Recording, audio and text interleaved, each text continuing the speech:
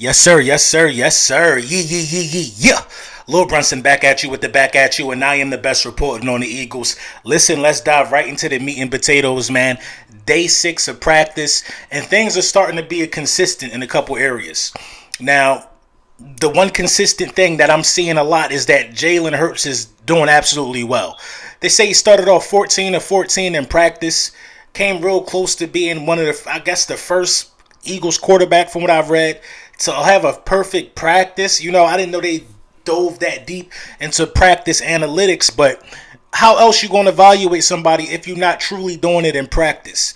And listen, man, if Jalen Hurts was a first round pick or something like that, I am a firm believer that everything that he's doing right now would be thought of as amazing and the best thing since pants with pockets. Since he's a Philadelphia Eagle, they want to act like we got an issue by reporting on the good things that this guy's doing. He's out there, he's going out there and taking the job. Period. Period. I never thought the job was in question to Joe Flacco because Joe Flacco doesn't have the, mobility and explosiveness with his legs. Joe Flacco at this point probably don't even have the arm strength, to compete for this job out of Jalen Hurts' hand. It's Jalen Hurts' job.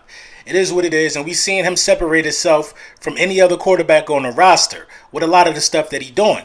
Also, man, there's some guys that had it day to day, man. There's some guys that been consistent as well. I've heard nothing but good things about Zach McPherson, man. So he's out there, he's soaking up game from Darius Slay, from Steven Nelson. That's good. That's what you need. Steven Nelson had some great pass breakups today. So did Zach. I think he had 2. Both almost were picked off. Travis Fulgham and Darius Slay going at it down the field. You know what I'm saying? Travis Fulgham beat him deep from what I'm hearing. And then on the next play after that, Darius Slay had to hold him like, whoa, whoa, whoa. Steel, sharp, and steel. It's simply sharp and steel in these positions. I did hear something about Milton Williams. He was able to beat, shouldn't be no surprise, Andre Dillard. Everybody's beating him. It's like, come on, he's like the village bicycle. Everybody gets a ride.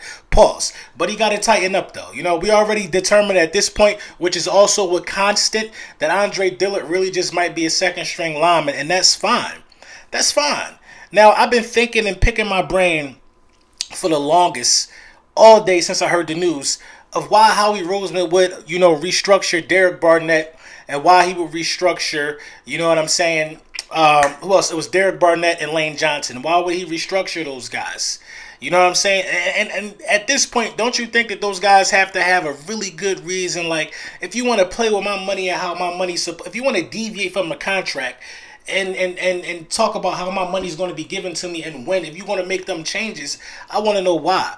See, I think it had to be for a really, really good reason. I think Howie Roseman is, in fact, trying to find some help. I want to say it's for two positions that I could put my finger on. It's some free agents out there. I think Howie Roseman is trying to grab somebody, man. Howie Roseman probably sees the writing on the wall. Anybody with good vision can see that this defense could be crazy. This defense could really be the best side of the ball this season.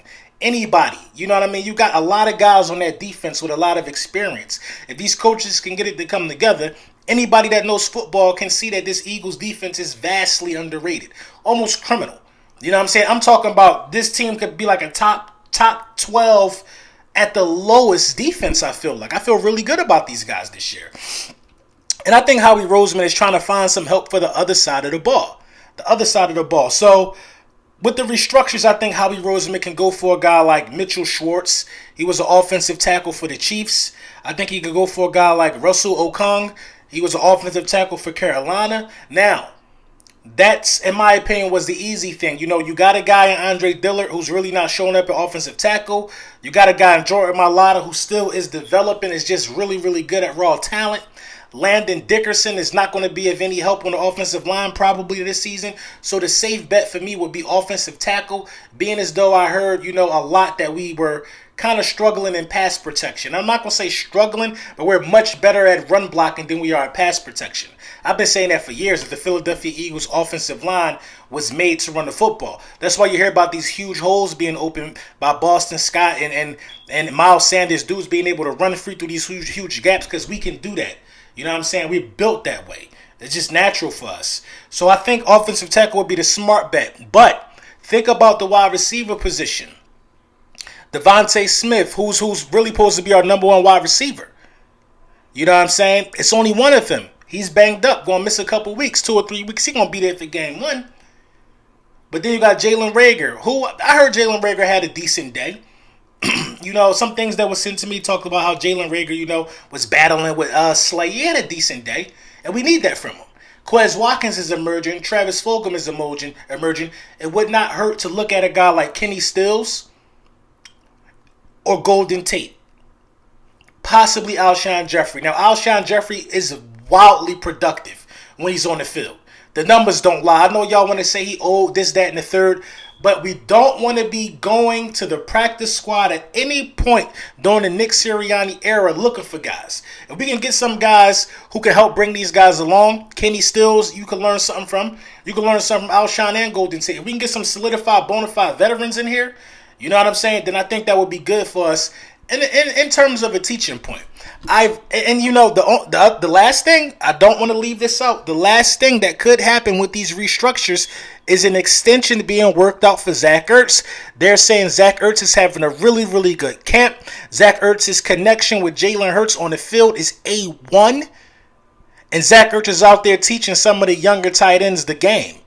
So you're getting a teacher, you're getting a security blanket, and you're still getting the top 6-7 tight end in the game with Zach Ertz. You know what I mean?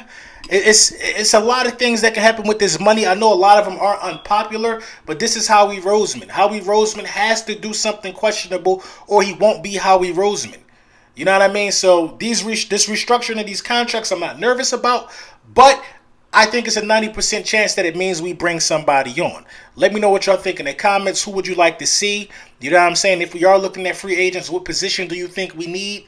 But I think it could be either a restructure for Zach Ertz or an extension for Zach Ertz, or it possibly could be Kenny Stills, Golden Tate, Alshon Jeffrey, or the offensive tackles that I mentioned.